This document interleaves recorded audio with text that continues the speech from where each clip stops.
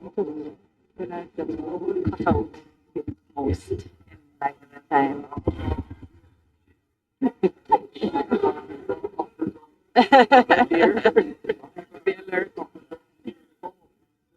I don't know if I'm going to do the introduction of the team because I think I just go right.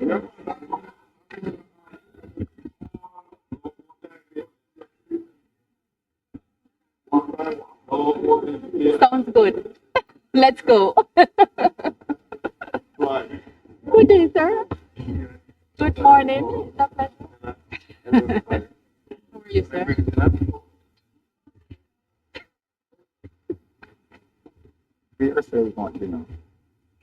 You know?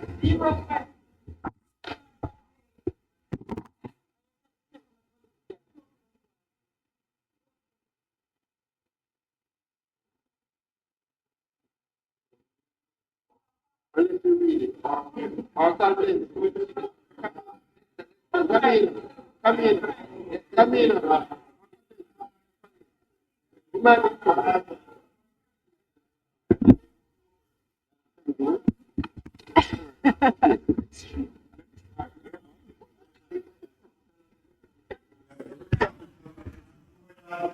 We now have the final ministry for today, the Ministry of Foreign Affairs and Foreign Trade, led by Minister Senator Kamina Johnson-Smith and State Minister Orlando Terry-Long. We remind ministers to keep their opening as brief as possible and their answers, and we remind our members that stick to questions. With that said, Chair. Minister, Madam, you now have the floor, and as it was said by the House Leader, please, I know you can be as brief as you want to be. We ask that you exercise your right to be brief. Thank you. The point is taken. Good evening, Mr. Chairman. Thank you for your gracious welcome. Thank you, members of the Standing Finance Committee. One thing you have to do, Minister, for you to be brief, you have to speak in the mic.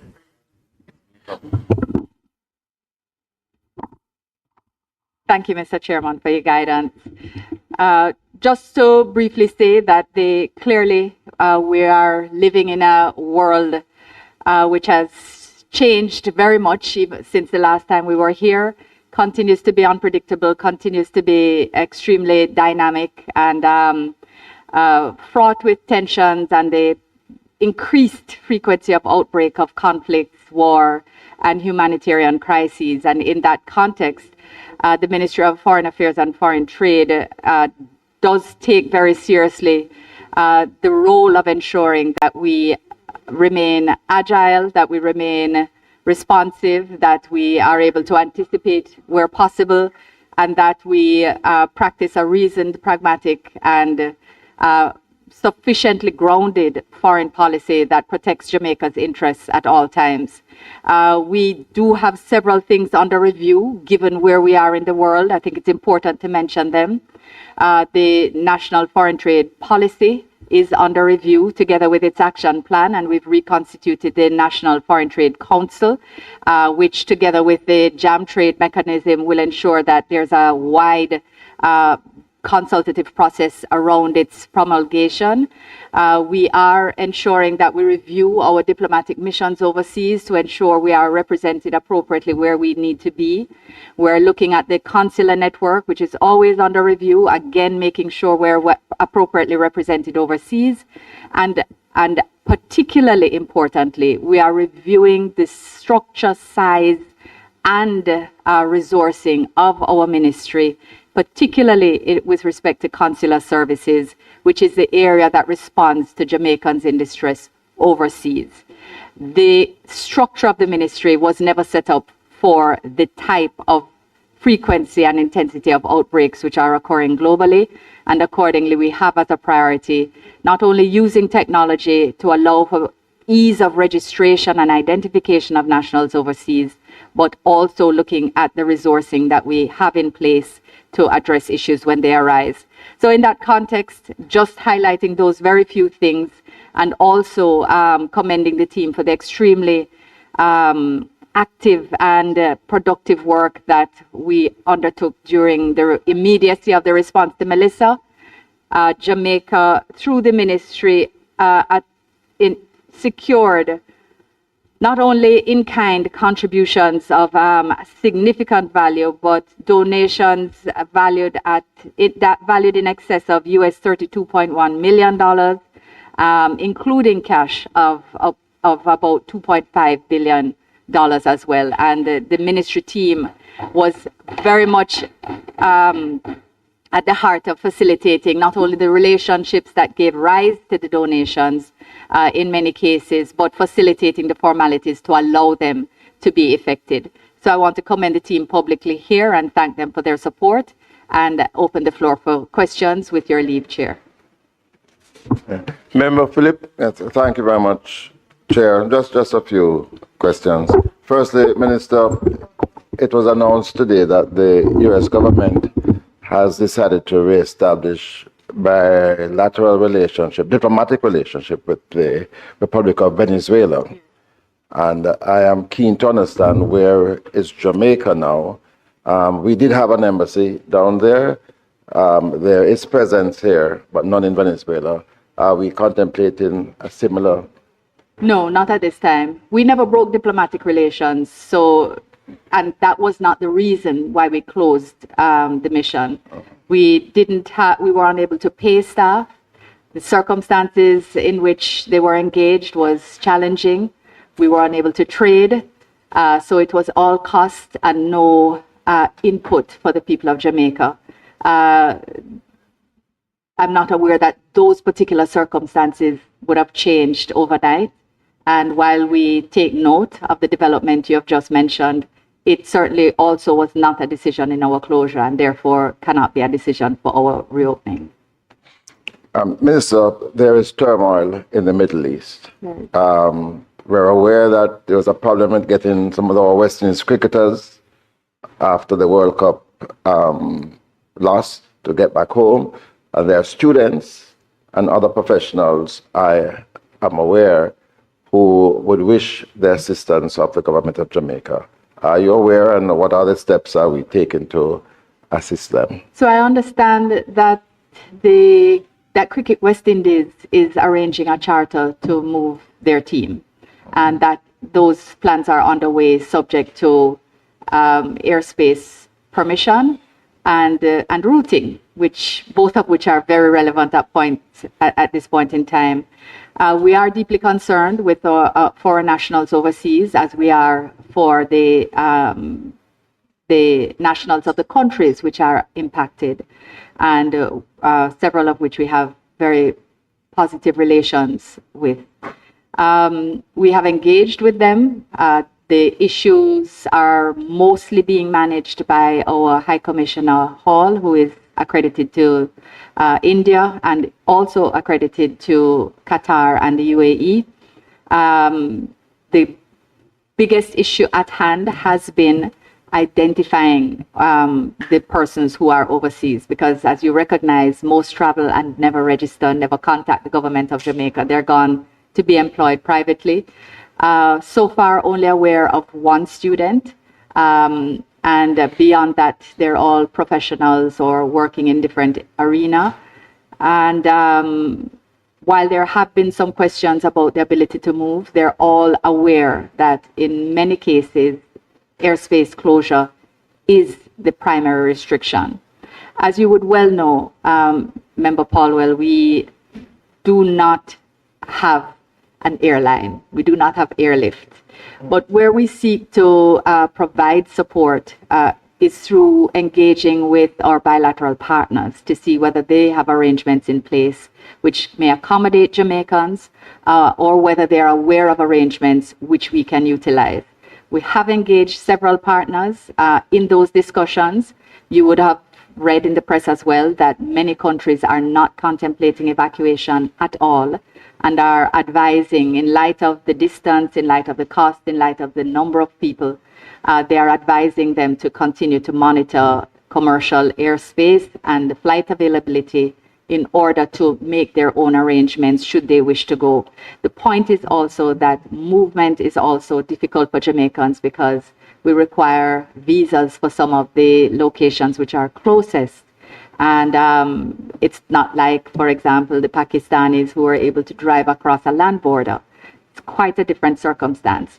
Notwithstanding, we have engaged, as I've said, with our partners. We've raised the issue of visa waivers, etc., where that would be a contemplation. We have had no positive response at this time because, as I said, most partners are not contemplating evacuation at this time. And those who are have already said that this would be the largest undertaking that they would ever embark upon. And that therefore means that they're still trying to wrap their hands around the type of process. There is a DOMREP charter that was being looked at a point as well, but that has not matured at this point, and that would be in partnership with several other Caribbean countries. But it has not moved because, again, airspace restrictions, cost management, identification of people and numbers, there's no clarity around desire to move at this point in time. So we continue to stay in touch to create the forum for receiving information. And as the situation unfolds, I imagine that we will be able to provide updates that not only to our nationals, but to Jamaica at large. Yeah. Minister, Cuba, what is the status of the scholarship program that we have with their universities over there, especially the medical program, and how are we assisting the students now who are under some pressure?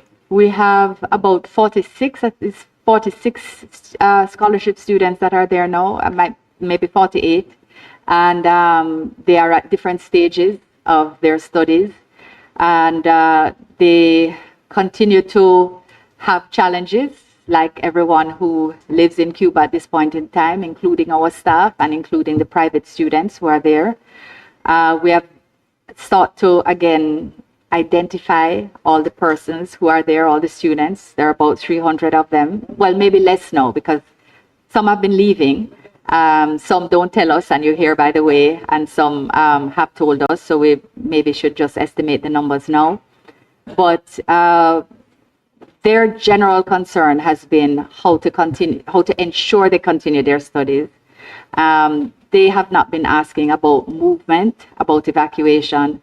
The humanitarian crisis has a different nature to it than the crisis of conflict or war. And I understand that there was a recent request for an increase in stipend, and that has been passed to the Ministry of Finance. But that's being looked at in the broader scope of what may be required eventually. We've asked them to let us know, provided a private email beyond the WhatsApp group, that they can let us know if they have specific requests. For example, if they need to request a transcript but they can't afford it, or if they need to, if they have an emergency which requires them to travel and they are unable to afford it, to let us know. We haven't yet had any such requests. Just two quick ones. The ministry has announced the disbandment of the health program, cooperation program with the Cuban government. Yes, the MOU. The Minister of Health mentioned that there is a possibility that arrangements can be made with the professionals. We have indicated our willingness to directly contract with the persons who are here. Absolutely.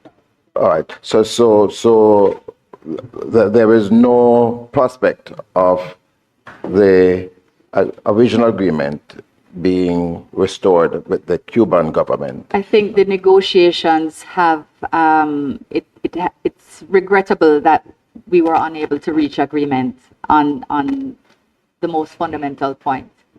Fundamental points. Yes. The manner of payment.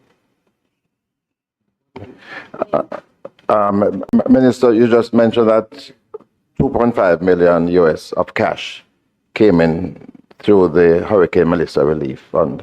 Are those funds going to be directed through NARA, or who's going to account for? Those have all been received. All funds are within the NDRF, the National Disaster Risk resilience fund, response fund, and that is so managed by the Ministry of Finance, and therefore, where, for example, we had agreed with the Chinese that a portion would be used to buy equipment for resilience, so that is, the funds are deposited in with all the other funds, but then the funds are provided to ODPEM to make the purchase of the equipment that's signed off by them. That's how we've been managing it. Undoubtedly, some will be used by NARA as well, but where a country has specifically asked for to agree on how the funds are spent, we work closely with them to ensure that it's done that way through ODPEM. Yes, that's Dr. Dawes. page. Thank you, Chair.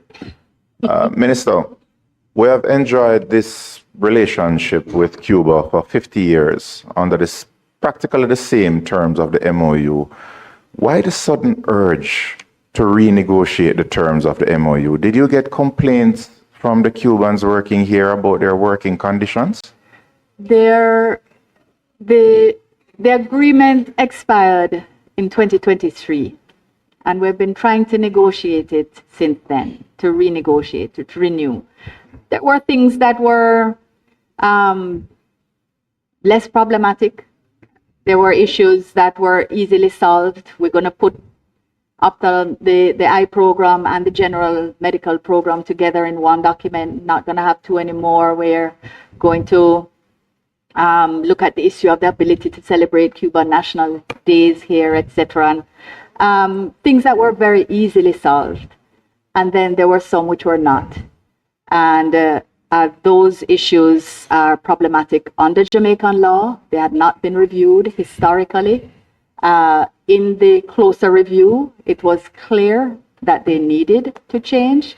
And we had hoped that with the sensitivity and good faith and relative, I would say, let me leave it at sensitive way in which the negotiations were conducted, not in the public domain, that we would have in good faith been able to reach an agreement. And it is regrettable that we were unable to so do.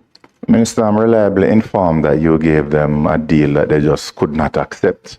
You wanted to pay them directly. They would pay taxes, and then I'm asking for confirmation. What's wrong with I'm that? asking for confirmation. Member. And then, I'm asking for confirmation. Member. You Is that a yes or no? you have to remain focused on the line item on the page. All right. Okay. Line Okay. item Okay. and All right. Understood. All right. I And would be not have guided, you are difficulty protected. answering Just that use the mic. question. Okay. Okay. All right. Understood. Understood. Chair. One final question. Was this decision to renegotiate it influenced any at all by the United States government? No. It was not. This is, we are in an environment where it is clear that there have been concerns expressed by the United States government about the operation of Cuban medical programs across the world. So clearly they had expressed concerns about all programs and accordingly would have expressed concerns about Jamaica. You would have heard us defending the program in various contexts because when they come here, we do our very best to be respectful and ensure that our treatment of them accords with the laws of Jamaica and best international labor law practice. Where the program came into conflict with those things, unfortunately, we were unable to reach agreement on correcting them, and that is why the program has ended. So we just decided to change the rules of the game after 50 years. Thank you. However you wish to interpret it, it's fine. Member Jackson, you have the floor. Thank you, Chairman.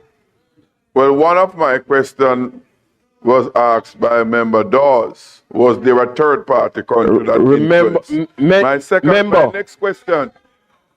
please remain focused. The line item on the page. The line item on the page. Mr. Chairman, The minister made a statement that you saying that I The can't line respond to the item minister. on the page. Well, I'm responding to all the pages here. Line item on the page. Yes, Mr. Chairman. My question, Minister. Yes, sir. You mentioned about some difficulties with the agreement. Are you What page are you on, member? the page that's No. You tell me the page that you are on. I'm on page 1 of the section.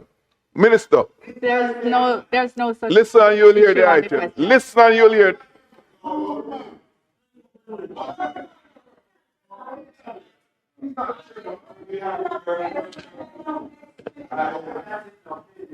So you recognize, member, that he's not the chairman. I am the chairman. And therefore I keep saying to you, do not get involved in the crosstalk. Direct your question through the chair to the minister. All right? Turn it. No, because I'm protecting you. Speak through the mic to me, to the minister. My question, Chairman. Question. Minister, you mentioned that there were some difficulties with the arrangement, what was proposed on the Cuban side. Are you prepared to say what specifically are those issues?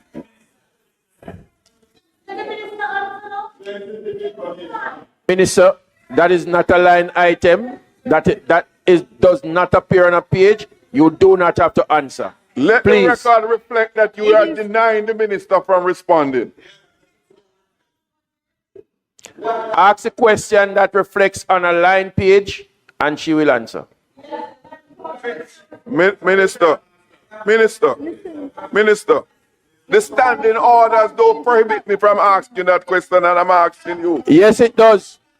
You think this is Montego Bay? My question to you, Minister. The specific items that were being proposed that were unacceptable to the Cubans, are you prepared to let Jamaica know what those are?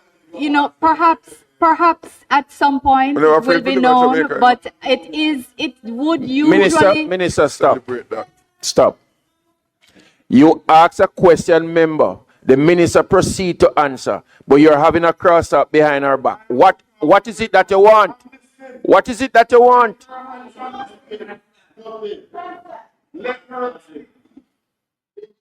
You may continue, Minister. Thank you, Mr. Chairman. Mr. Chairman, I think most persons in here would understand that while it could be possible to share that information at some point, the truth is that it is not usual to share the specifics of bilateral negotiations between countries, and I believe the member knows this.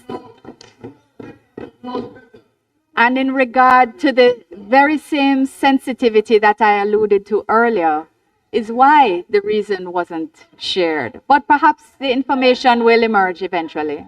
Thank you. If there are no other questions, we will now go to the heading. Head 30,000 Ministry of Foreign Affairs and Foreign Trade, pages 1 to 9. Those in favor, those against, the ayes have it. Thank you very much, Madam Minister, Mr. Chairman, and your you're most team for gracious. coming here to us. Thank you. Where did I go? House Leader. Chair.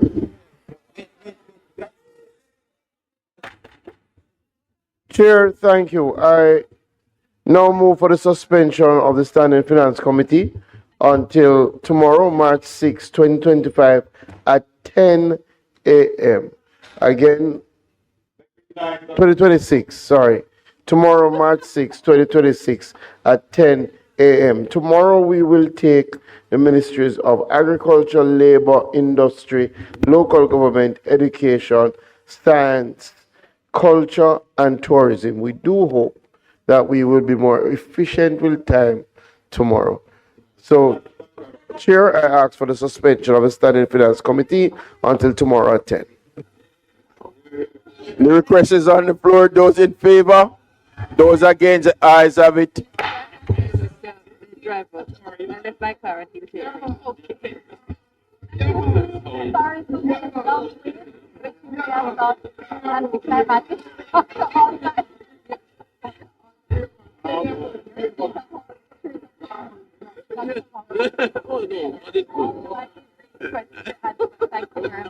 me here.